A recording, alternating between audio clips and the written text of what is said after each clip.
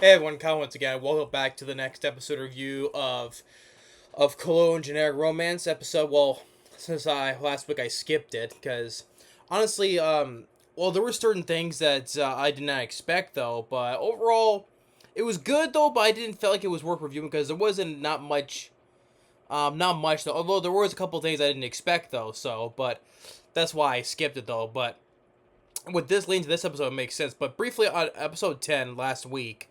Um, when she put out with Reiko, putting on the glasses, basically her alternate self, and she could see when she could see through the lens of the glasses, like if she could see things from the previous girl's life, Like for instance, like okay, with Kudo, right?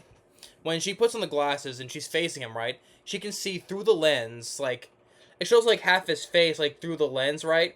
Like half of his face through the lens, he's smiling with the sunflowers in the back, and then the other half when it's like not in the lens, it's just him all frowny, right? Or seeing or looking at the talismans, she's seeing flashes of her from her other self, going through this little sort of dangerous little area and looking at these talismans, right? And but when she does go back there to that area, and when she looks it peels one off and says don't look for it here, or don't look for it anymore, like basically don't pursue what you're looking for, basically the truth, basically don't go looking for the truth anymore. And so, and then while it's going on, the guy, the Chinese guy, for this the guy's name though, he's the one who was wearing the gas mask, wearing that vest, and turns out the little girl we saw from before, who was like into all the dresses and stuff, right? What Yame and Riko were taking care of, right? It turns out that little girl was actually him, because originally he was a girl. Now the guy, the Chinese guy, that the in the adult form, that's the original him.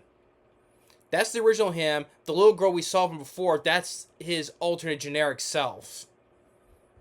So, and and so then by the end, like the white guy who's like the computer expert, right? He tells him to kill Reiko, the fake Reiko, which in leading to this episode he just couldn't do it though.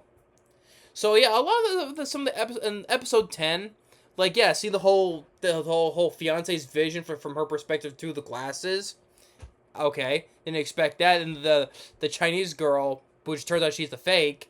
It turns out it's the guy, the other Chinese guy, which how it originally was, because he was born a girl, which is why he was fascinated with the dress. He was fascinated with the dresses because he was originally a girl, and so but he ended up being a man though. So, but yeah, it just the episode 10 was pretty good though. Nonetheless, this show is, even to expect that there was not much for me in episode 10 though, but still this show has been amazing though. It's still the best, easily the best series of the season. It still is, hands down. Now leading to number 11, which this season went even crazier, which blew my mind because, okay, lean back with the Chinese guy, right? That they're talking with Yome and Reiko.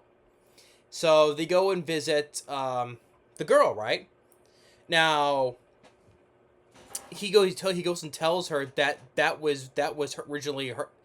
That's what he originally looks like, because he tells her he was originally a girl, and says, "Hey, I grew up a lot in 3 years, And he liked the dresses, like, and it's because he in his vest, though, he put some I think it was Yame, I forgot, it was Yame, yeah, it was Yame who put little frills inside, pink frills inside of his vest, and he liked that though.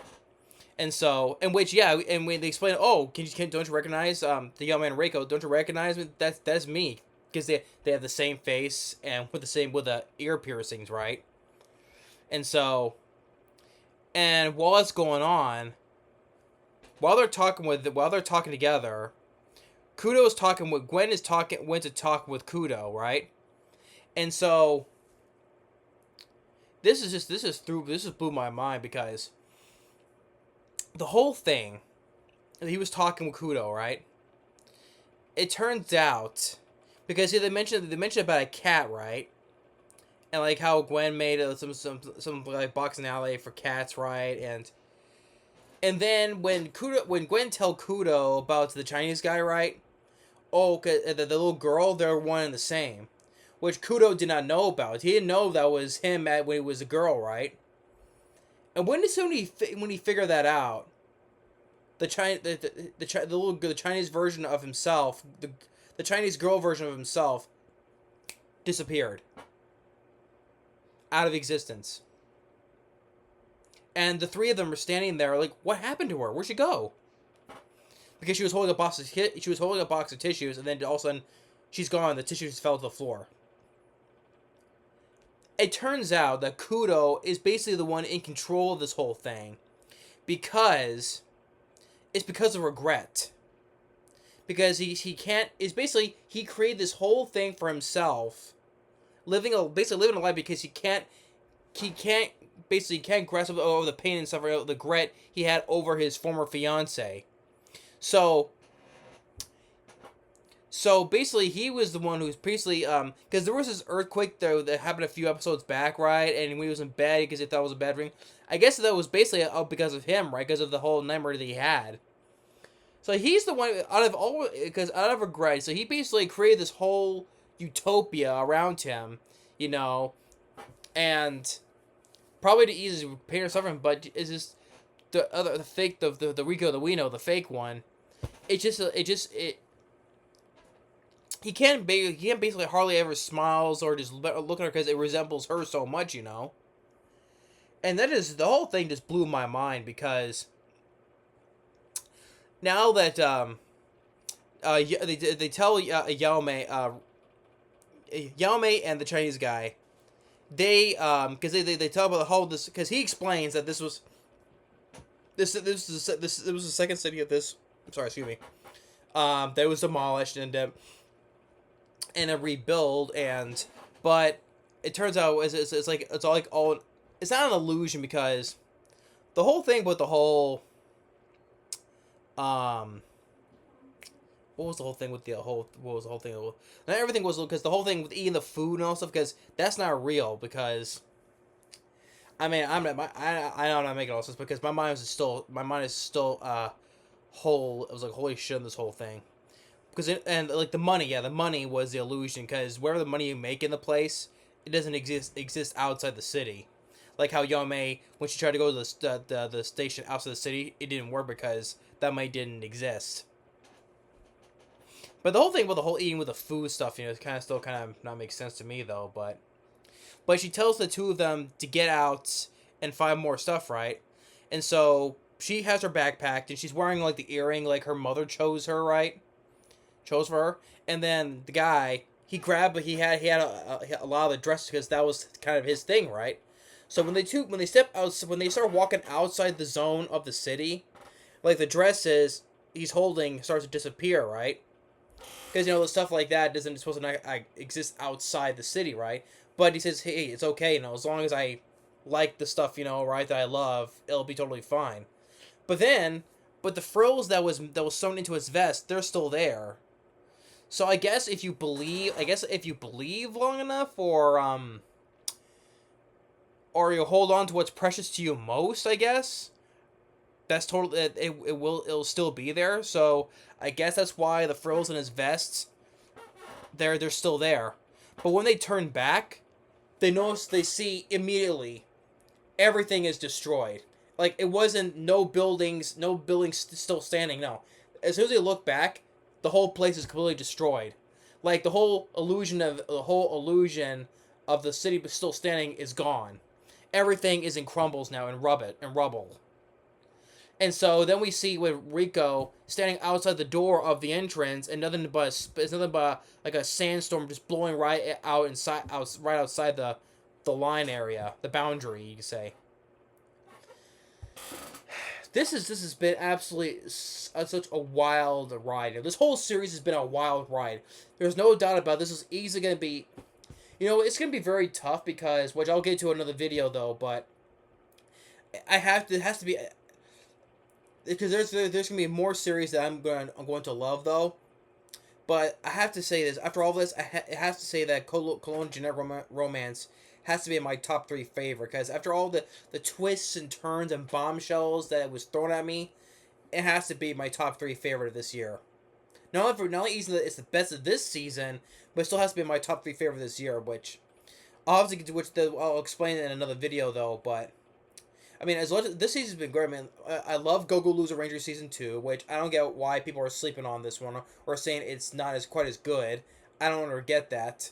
And then there's Old Country Bumpkin, which which is absolutely it's a well written series, and that's another thing. People don't in the anime community, they don't think that's a good adaptation from the manga, which I don't understand why.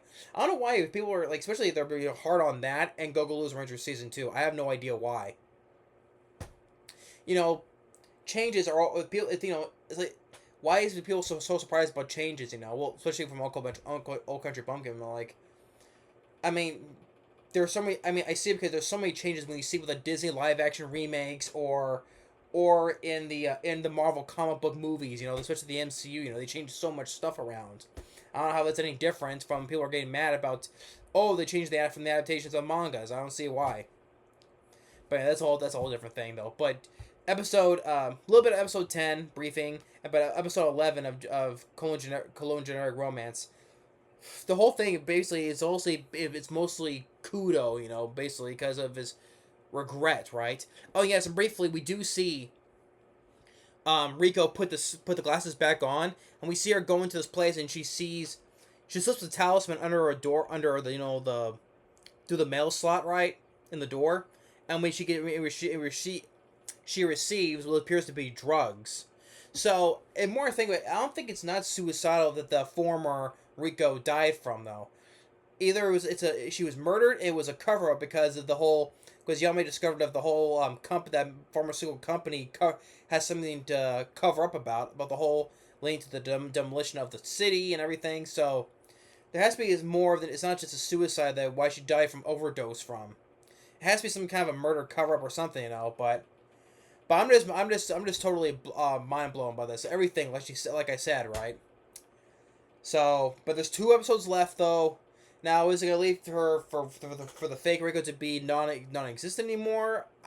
Or maybe if she believes long enough, she may be able to live her own life, outside the city, because she says, she always wants to be her own self, So